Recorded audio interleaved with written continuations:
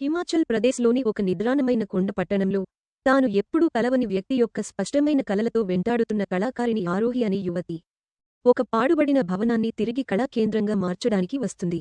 రోజులు గడిచే కొద్దీ వింతైన సంఘటనలు బయటపడతాయి మరియు ఆమె కలలకు మరియు వాస్తవికతకు మధ్య ఉన్న రేఖ మసకబారడం ప్రారంభమవుతుంది. దశాబ్దాల క్రితం విషాదకరంగా మరణించిన దేవ్ అనే వ్యక్తి ఆత్మ ఆ భవనంలో ఎప్పటికీ వికసించని ప్రేమతో బంధించబడి ఉంటుందని ఆమెకు తెలియదు. కానీ దేవ్ కేవలం ఆత్మ కాదు, అతను ఆమె గతం, ఆమె భవిష్యత్తు మరియు ఆమె ఇక్కడ మొదటి స్థానంలో ఎందుకు ఆకర్షించబడిందో.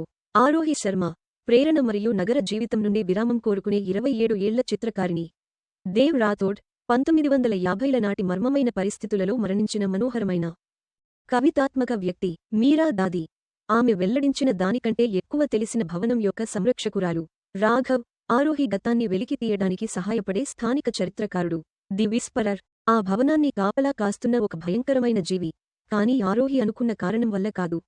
ఆరోహి పునరుద్ధరణ కోసం ఆమెకు విరాళంగా ఇచ్చిన భారీ శిథిలావస్థలో ఉన్న భవనం రాథోడ్ విల్లాకు చేరుకుంటుంది. స్థానికులు దానిని శాపగ్రస్తమైనదని చెబుతూ దానిని తప్పించుకుంటారు. గాలి విచారంతో దట్టంగా ఉంది మరియు మొదటి రాత్రి నుండే ఆరోహి హాళ్లలో గుసగుసలు వింటుంది. ఆమె సృష్టించిన గుర్తులేని పెయింటింగ్లు ఆమె స్టూడియోలో కనిపించడం ప్రారంభిస్తాయి.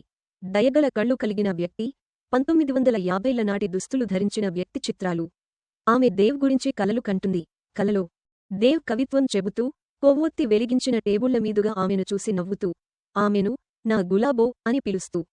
కలలు చాలా స్పష్టంగా ఉన్నాయి. అవి జ్ఞాపకాలుగా అనిపిస్తాయి. ఒక రోజు ఆమె గోడల లోపల దాగి ఉన్న పాత పత్రికను చూస్తుంది. అది ఇంటి అసలు యజమాని దేవ్ రాథోర్కు చెందినది. ఈ పత్రిక 1958లో అకస్మాత్తుగా ముగుస్తుంది.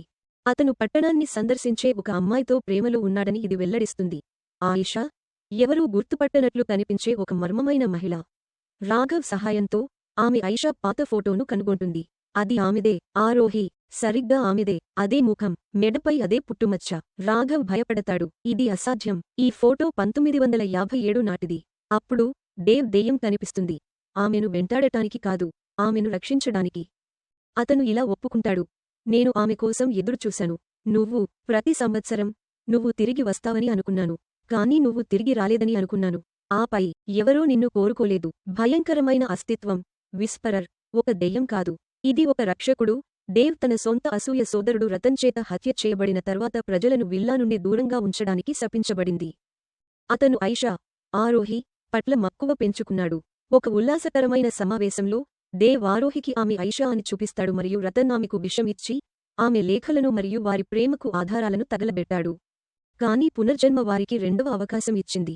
ఆరోహి మరియు దేవ్ల ఆత్మలు రాత్రికి రాత్రి తిరిగి కలవడం ప్రారంభిస్తాయి.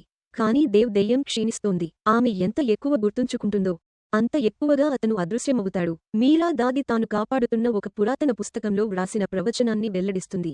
ఒక ఆత్మ తన గత ప్రేమను గుర్తుంచుకుని దానిని ముగించిన చేతిని క్షమించినట్లయితే కాలం నక్షత్రాలను చీల్చిన కన్నీటిని తిప్పికొడుతుంది.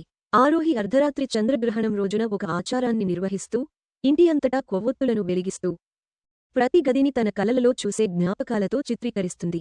గాలి మెరుస్తుంది, సమయం వంగిపోతుంది, ఇల్లు వణుకుతుంది, మరియు దేవ్ అతను మళ్లీ సజీవంగా ఉంటాడు. విస్పరర్ దాని ముసుగును తీసివేస్తుంది. అది దెయ్యం కాదు, అది దేవ్తో ఆమె గత జీవితం నుండి ఆరోహికి పుట్టని బిడ్డ ఆత్మ. వారికి ఎప్పుడూ లభించని బిడ్డ. వారిని తిరిగి కలపడం దీని లక్ష్యం. ఇప్పుడు పూర్తిగా మానవుడిగా మారిన దేవ్ నీడల నుండి బయటకు వెళ్తాడు. అతని కళ్లలో కన్నీళ్లు. ఆరోహి అతని చేతుల్లోకి కూలిపోతుంది. ఒకప్పుడు దయ్యాలతో నిండిన ఆ భవనం ఇప్పుడు వెచ్చని కాంతితో ప్రకాశిస్తోంది. ఒకప్పుడు విషాదం రాజ్యమేలిన అదే మైదానంలో వారు వివాహం చేసుకుంటారు.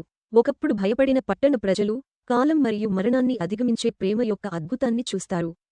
ఆరోహి విస్పర్స్ ఆర్ట్ రిట్రీట్ను ప్రారంభిస్తుంది. ఇది ఎప్పటికీ అంతం కాని ప్రేమకథల నుండి ప్రేరణ పొందింది. దేవ్ ఆమె మ్యూజ్, ఆమె భర్త అవుతాడు, మరియు దేవ్ ఆమెకు ప్రతిదీ.